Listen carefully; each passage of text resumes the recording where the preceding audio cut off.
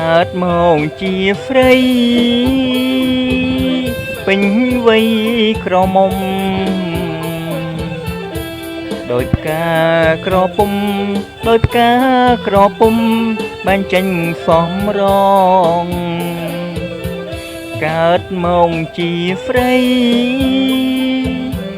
ពេញវ័យក្រមុំដោយផ្កាក្រពុំដោយផ្កាក្រពុំបាញ់ចេញសំរងរស់នៅសំថ្ងៃចំពួងរុំស្រីអិនខ្វល់ខ្វាយសងមានរូបសំភួងមានទាំងគេឈ្មោះពីរួងអង្ចា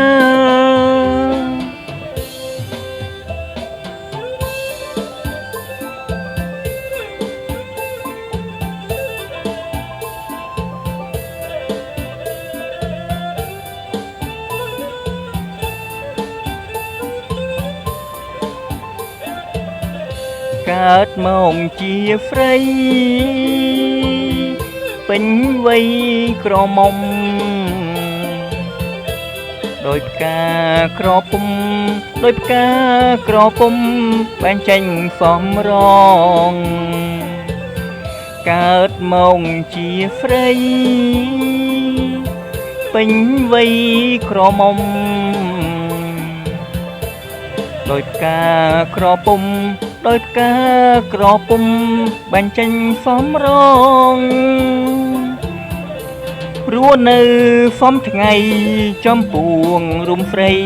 អិនខ្វល់ខ្វាយសងមានរូបសំភួងមានទាំងគេឈ្មោះពីរួងអង្ចា